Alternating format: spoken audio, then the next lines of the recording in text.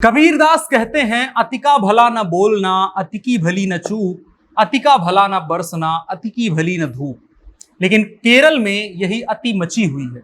30 लोगों की जान अब तक जा चुकी है, दर्जनों घर बह चुके हैं, कई लोग लापता हैं और विभीषिका के रुकने का कोई नामो निशान नहीं है।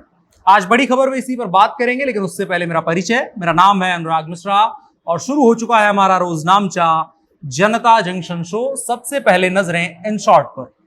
कश्मीर घाटी में गैर कश्मीरी लोगों पर टारगेटेड आतंकी हमलों का सिलसिला रुकने का नाम नहीं ले रहा है। इसमें बिहार के कई मजदूरों और कामगारों की हत्या हो चुकी है, जो कि राष्ट्रीय सुरक्षा के साथ साथ गैर कश्मीरियों, जिनमें बिहार से काफी संख्या में जो कश्मीर में काम करने लोग जाते हैं, उनकी सुरक्षा का मसला है। और सरकार की ओर से, केंद्र सरकार की ओर से अभी तक इसको लेकर कोई खास बयान नहीं आया है।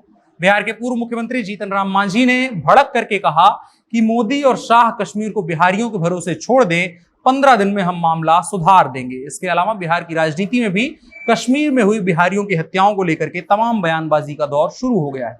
इसके अलावा केरल में बाढ़ और भूस्खलन लगातार बढ़ रहा है, जिससे वहां के नागरिकों को तमाम तरीके की मुश्किलों का सामना करना पड़ रहा है। बाढ़ और भूस्खलन की वजह से अब तक 26 से 30 लोगों की मौत हो चुकी है और कई लोगों के लापता होने की सूचना भी है। आगरा में शनिवार की रात एक थाने से 25 लाख रुपए नगद की चोरी हो गई। पुलिस के भरोसे अपना सब कुछ छोड़ने वाली जनता के लिए ये चीज ध्यान देने वाली है कि यहाँ थाने में से पैसा चोरी हुआ है, थाने में सीसीटीवी कैमरा लगा हुआ था, रात में पुलिस वालों की नाइट ड्यूटी भी लगी थी। उसके बावजूद चोरों ने थाने की तिजोरी से 25 लाख रुपए उड़ा दिए। ये मामला आगरा के जगदीशपुर थाने का है। इसके अलावा संयुक्त किसान मोर्चा आज सुबह 10 बजे से देशव्यापी रेल रोको आंदोलन शुरू कर चुका है। आंदोलन लखीमपुर खीरी में हुए हत्याकांड में केंद्रीय गृह राज्य मंत्री अजय मिश्रा की बर्खास्तगी और गिरफ्तारी को लेकर के हो रहा है, जबकि कानूनी तौर पर अजय मिश्रा के ऊपर कोई चार्जेस नहीं लगे हैं। जगह जगह पर किसान सामूहिक रूप से रेलवे ट्रैक्स पर बैठे हैं, जिससे कि देश के अलग अलग हिस्सों में जाने वाली ट्रेन को सुचारू रूप से नहीं चलाया जा सका। रेल के एक जनसंपर्क अधिकारी ने बताया कि तकरीबन 30 से 40 रूट प्रभावित हुए हैं। इन शॉर्ट में इतना ही। अब बढ़ चलते हैं दिन की बड़ी खबर की तरफ। बड़ी खबर में आज बात मौसम, बारिश और देश के अलग अलग हिस्सों में बारिश के चलते हो रहे नुकसान की। मौसम में बदलाव शुरू हो गया है, सर्दियों की दस्तक लिए बारिश आ गई है, लेकिन ये दस्तक देश के कुछ हिस्सों में लोगों की जान माल पर भारी पड़ रही है। इसकी शुरुआत और सबसे विभत्स रूप केरल में देखने को लगातार मिल रहा है। यहाँ पिछले कुछ दिनों में ही बरसात में इस कदर तांडव मचाया है कि तकरीबन 26 से 30 लोग मर चुके हैं और एक बड़ी संख्या में लोग लापता भी हैं। केरल के अलावा मध्य प्रदेश, महाराष्ट्र, उड़ीसा, हिमाचल, उत्तर प्रदेश, बिहार के कुछ हिस्सों में रुक रुक कर बारिश हो रही है। मौसम विभाग ने बताया है कि पिछले 24 घंटों में दिल्ली के आसपास और दिल्ली में 3 मिलीमीटर बारिश हुई है। मौसम विभाग के मुताबिक पूर्वी दिल्ली और आसपास के क्षेत्रों में अलग अलग स्थानों पर भारी बारिश लगातार होती रहेगी अगले 3 दिनों तक। मौसम विभाग के मुताबिक यह समय किसी प्रकार की बारिश का नहीं है। बेमौसम बारिश के लिए पश्चिमी विक्षोभ जिम्मेदार है। अब यहाँ एक सवाल उठता है कि पश्चिमी विक्षोभ होता क्या है। वैज्ञानिकों के मुताबिक पश्चिमी विक्षोभ भूमध्य रेखा में उत्पन्न होने वाले उष्णकटिबंधीय आंधी है, जो सर्दी के वक्त में भारतीय उपमहाद्वीप के पश्चिमी और उत्तरी भागों में अकस्मात बारिश लेकर के आती है। और इसी विक्षोभ के चलते होने वाली बारिश मानसून की बरसात से अलग और खतरनाक होती है। अब चूंकि ये मौसम जो आता है वो पश्चिम से आता है और लोग कहते हैं कि इतिहास में जो कुछ भी भारत में पश्चिम से आता है वो भारत के नागरिकों को परेशान ही करता है और इन लोगों को काफी नुकसान पहुंचाता है। खैर, अब बढ़ चलते हैं सबसे बड़ी चीज की तरफ कि केरल में क्या हो रहा है, वहां बारिश की क्या हालात हैं, बारिश किस कदर तबाही मचा रही है। केरल में बारिश खतरनाक रूप में हो रही है और राज्य के कई जिलों में लगातार हो रही बारिश के चलते कई पुल टूट गए हैं, जिससे लोगों का एक जगह से दूसरी जगह का संपर्क टूट गया है। और साथ ही साथ लैंडस्लाइड भी भारी मात्रा में हो रही है और आंधी की रफ्तार भी काफी ज्यादा है, जिसके चलते कई घर बह गए हैं और बारिश की अधिकता के कारण बाढ़ जैसा माहौल बन गया है, जिसके चलते तकरीबन 30 लोगों की मौत हो चुकी है। मौसम विभाग के मुताबिक दक्षिण और सेंट्रल केरल बारिश की वजह से सबसे ज्यादा प्रभावित होने वाले इलाके हैं। कोट्टायम और इडुक्की इलाके में हाल फिलहाल की कई सालों की तुलना में इस बार काफी ज्यादा बारिश दर्ज की गई है। कोट्टायम में अब तक 13 लोगों की मौत बारिश और बाढ़ के चलते हो चुकी है, जबकि इडुक्की में 9 लोगों की मौत की पुष्टि अब तक हुई है और काफी संख्या में लोगों के लापता होने की रिपोर्टें भी हैं।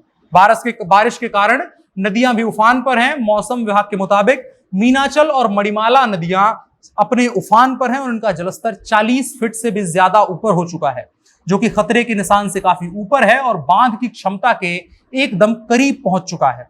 अगर इन बांधों में से कोई समस्या आती है, किसी भी तरह से पानी का रिसाव शुरू हो जाता है या आसपास के इलाकों में कट करके पानी बहने लगता है, तो केरल के उन इलाकों को तबाही से कोई नहीं बचा सकता है। भारत मौसम विज्ञान विभाग ने अरब सागर के ऊपर बने कम दबाव के कारण केरल में भारी बारिश की चेतावनी दी है।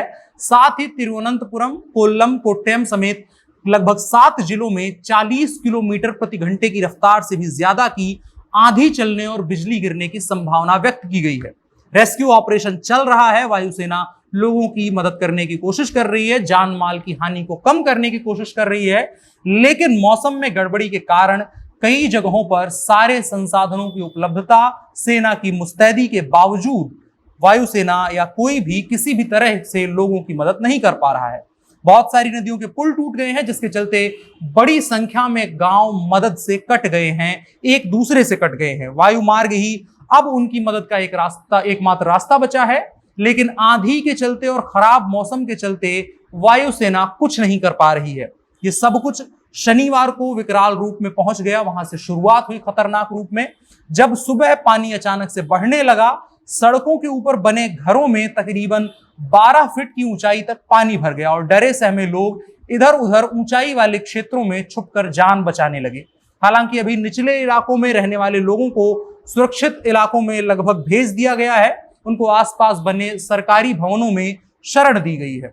उम्मीद करते हैं ये खतरनाक मंजर जल्द से जल्द समाप्त हो और केरल वासियों की जिंदगी दोबारा ढर्रे पर आए। बड़ी खबर में आज इतना ही। अब बढ़ चलते हैं आज के कानून के हिस्से की तरफ। आज के कानून के हिस्से में बात करेंगे मुंबई की एक अदालत के तेज तर्रार फैसले के बारे में। मुंबई की एक अदालत ने हाल ही में केवल 2 दिनों तक चले एक मुकदमे में एक आदमी को यौन उत्पीड़न के अपराध के लिए दोषी ठहराया है, जो हाल के सालों में इस तरह का सबसे छोटा चलने वाला ट्रायल है, सबसे जल्दी होने वाला फैसला है। मेट्रोपॉलिटन मजिस्ट्रेट एस्प्लेन्ड मुंबई आरोपी की गिरफ्तारी के 15 दिनों के भीतर और मामला दर्ज होने के 7 दिनों के भीतर इस मामले में दोष सिद्धि कर दी है। वारदात 18 सितंबर 2021 को एक पार्क में हुई थी, जब आरोपी ने अपनी पतलून खोल दी थी और पीड़ित की ओर चलने लगा था।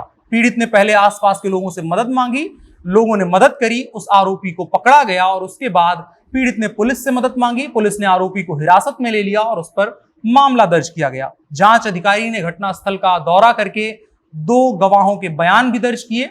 जांच पूरी होने के बाद चार्जशीट दाखिल की गई और आरोपी के खिलाफ भारतीय दंड संहिता की धारा 354, 354A, 354D के तहत 4 अक्टूबर 2021 को आरोप तय किए गए।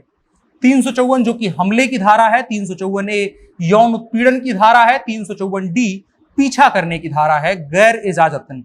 बस जानकारी के लिए बता दिया ये चीज। इसके बाद कोर्ट ने इस व्यक्ति को 3 साल की सजा मुकर्रर की। न्यायाधीश मारुलकर ने कहा, यौन अपराधों के संबंध में कानून के विकास के साथ यह स्पष्ट हो गया, केस के विकास के साथ, केस के डेवलपमेंट के साथ यह स्पष्ट हो गया कि उत्पीड़न का शिकार महिला अपराध की सहभागी नहीं है और सबूत आरोपी को सजा देने के लिए काफी थे।